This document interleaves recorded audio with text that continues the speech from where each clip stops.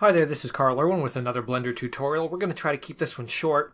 This tutorial is going to deal with compositing techniques. So the assumption is that you've rendered out all of your videos for your short animation, and now we need to generate some final copies of those where we will put on some compositing techniques and we will try to make it look polished and final, a little bit of lens flare and some color correction. So let's take a look here at what we've got. I'm using this example of the kind of warped space video that we looked at in the last tutorial, and you can see that as we go through time, this plane of space is being warped on a displacement modifier. Now what I did is I rendered this out at a remapped double the framing. So I changed my end frame to 500, and I changed my new setting under time remapping to 200 so that I was getting twice as many frames. We call this oversampling. So essentially I'm getting 2 samples of render for every 1 frame of final footage. I imported that video into the video sequence editor, and I put my settings back to where they were. So the final animation is actually 250 frames, and the time remapping should be the same on both sides, 100 and 100. Now, what I did is I took this video and then I stacked it up with a varying opacity. So I made one instance here with the opacity down at 0.1, and it's behind by a frame. Actually, it's ahead by 1 frame. Then I did another instance of it with an opacity of 0.4 that is behind by a frame, and then I did a few more of these with decreasing opacity, 0.3, 0.2, 0.1. And what we're doing is we're kind of forcing a motion blur sort of effect on this because it's a pretty fast moving video. Now you don't need to do this. You only really would want to bother with this if your animation is moving very quickly, because we can't at this point render motion blur from the Blender internal viewport. We can do it in Eevee with respect to camera move. I'm not sure if they've implemented object movement motion blur yet, but in the Blender internal we can't do it. So you'd have to oversample your video and then do this sort of layering effect. Now if we tab out of this meta strip here, so this is all condensed into a meta strip, I then apply on top of that a speed modifier. So this speed effect will double the speed. I have the speed factor set as 2. So now it's at the proper length and speed, but now we've added in motion blur. And you can see that in here that we now have 4 or 5 samples of motion blur. Okay, so that's the first thing. Then we put this into a meta strip, and we get into the compositing. So you can see I have quite a few layers of compositing techniques here. Let me just talk about each one a little bit at a time. So the first one is I have an adjustment modifier down here, an adjustment strip. And on this adjustment strip, I've set the saturation down. And we'll enable that. So I've desaturated it a little bit. And then I've also added another adjustment layer. And on this one, I've set a curve adjustment where I kind of set up my final grading, the final color grade that I want to use. Then, on top of that, I have a couple of other meta strips. If we enable this one, tab into this one, I have what I'm referring to as the lens flare masks. And this is what it is. It's a very low resolution and high contrast instance of this video from the outside. So what you would do is you would add an adjustment layer on top. And let's enable this. And you would set some sort of a curve adjustment on it to increase the contrast. And then you would take your resolution and set it very low, like down to 20% or 10%, and render out 1 pass of that. And then you would end up with something like what we see in here. So then I set up another blur effect. So I just offset this by 1 frame ahead and 1 frame behind to make a blur. And this gives me sort of a very, very soft sort of glowing effect. It's kind of like adding a very fast Gaussian blur to it, but we're using the sampling, the anti-aliasing and sampling of a small resolution up conversion of a small resolution video in order to accomplish it. So this is a kind of a quick trick that I've learned over the years.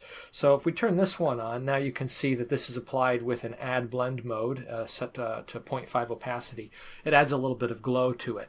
So this can be a lot more effective than just adding a Gaussian blur, because the Gaussian blur takes up a lot of processing power and will slow down the render. Whereas I can render a low resolution pass extremely quickly and come out with essentially the exact same result. Okay, so now we have another one up here. Let's tab into this metastrip. In this metastrip, I'm doing the exact same thing, except I applied a Gaussian blur on my low resolution output, and I increased the blur on the y-axis. So I'm kind of creating a anamorphic lens flare sort of effect. So I created this pass. It's very low resolution. I rendered it out probably at 10 to 20%. Then I brought it in here and I set up a bit of a motion blur effect as well, where I layered them up one frame ahead, one frame behind with varying opacity. And then I have this. Now if I enable it, and it's set to an add blend mode with the opacity at 0.5, now I have an anamorphic lens flare. So again, the benefit to doing this at very low resolution is that I can apply a Gaussian blur, and I can use very small number of samples at very high processing speed and render that out as a separate pass and then import it. And in the up conversion, it gets smoothed out. So rather than applying a Gaussian blur at full resolution with 500 pixel blur and having it lag and slow down extremely, I can do a low resolution pass. This is just a foggy effect. It doesn't have to be high resolution. Okay, so there's another application of it. Then I added on top of that a kind of a lens grit effect.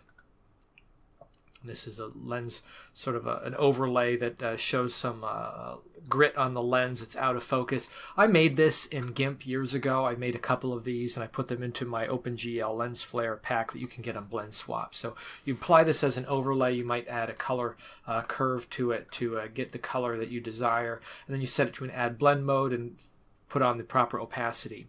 And then the last layer that I have on here is another lens flare mask that looks like this. Now what I did is I took one of the initial lens flares, the very first one, and I rendered it out again, but this time what I did is I used the black and white color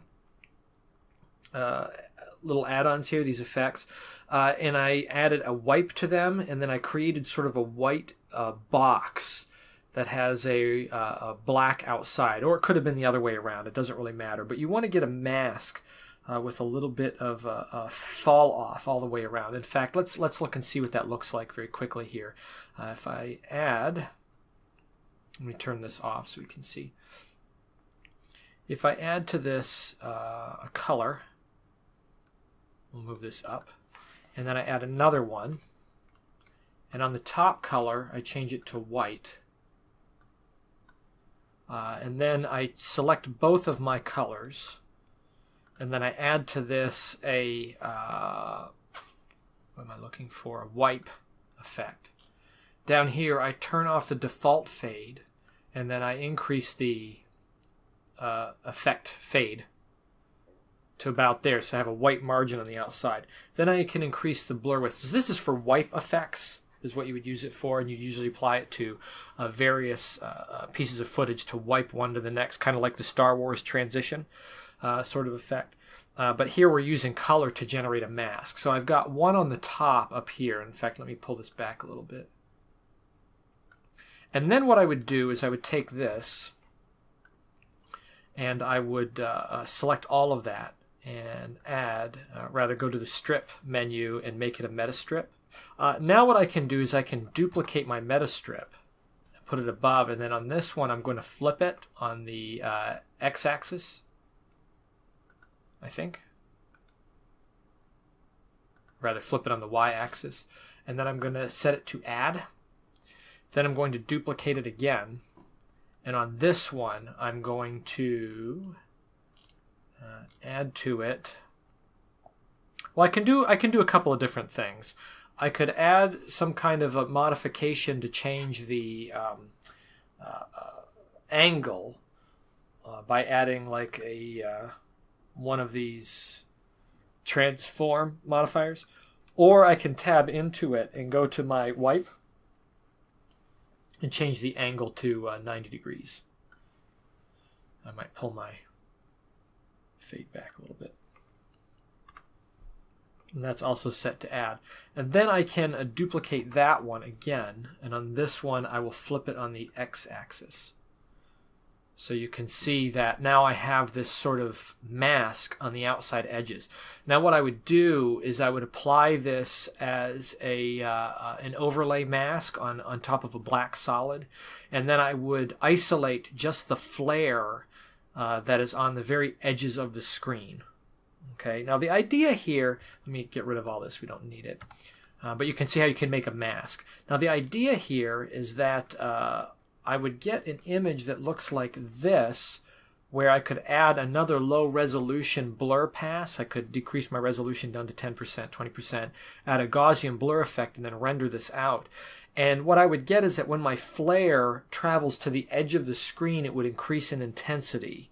Okay, it would start to increase as it gets outside of the bounds of the camera, which is more realistic when you're dealing with lens flare and real camera setups, real lenses. So we would set this up to be an add blend mode like the other flares, and you can see that as we move through the scene, whenever the flare gets down to the edge, it increases in intensity and just adds another layer of realism. And then I could just render this out. Now I have this other adjustment layer on here. I can turn that on. I'm not sure what this was for. I guess I used this this is an animated layer. What I did, as you can see up here, the opacity on it goes to 1 occasionally on some frames, and it flickers and flashes so that I can get kind of a flashing effect every now and then. You can see there was one right there. And the way I accomplished this is I just put a modifier on it with a color curve, and I just increased the brightness on it. So the idea is that it just flashes and flickers every now and then as if there's something going on off the edge of the camera, off the edge of the screen, flaring into the picture. And then the last thing I added on this one was a little out to white. A white, so I just put a white color on there, and I increase the opacity over time so that it wipes out to white. And that is my short little tutorial on compositing effects. So you can set your proxy size down very low so that things will play back, because once you start to stack things up, your playback will decrease quite a bit. Now I'm on a pretty low end dual core processor here, but you can see I'm going 1 frame at a time, and I can sort of see my animation play back a little bit. Another thing that you can do is on playback you can also enable frame dropping as well. So if you have the resolution set down, or you have a proxy render size set plus the frame dropping, now it will actually play back in real time, but it will drop frames in between, so you can kind of preview your stuff that way. Again, this is a pretty low-end computers, so I would normally be doing this on a much quicker computer. But anyway, that's compositing in a nutshell, and I did this for all the videos just to polish them off and make them look better, make them look a little bit cleaner. You can really experiment around with some outside of the box, unorthodox composite pass rendering processes, like decreasing the resolution. I found that to be very, very beneficial in Blender, to just kind of crank the resolution down. In an upcoming tutorial that we're going to be looking at, an in-camera effect where we composite scenes into the VSE, we will look at setting various scenes with different camera resolutions, and some of them being set very low, and then bringing those scenes into here, rendering an OpenGL, but using resolution to increase the application of blur effects. So that's something that you don't even have to just apply to pre-rendered passes. You can also apply it to scenes, scene strips inside of the VSE. So anyway, that's compositing in a nutshell. For all these short little clips in this short video that I made.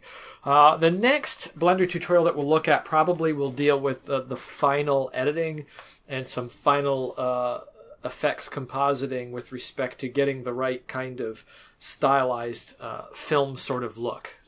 So reframing, changing the ratio, changing the resolution, getting some film flicker and some lens some additional lens effects that you would see on film, real film, trying to get look a little bit more realistic in that respect.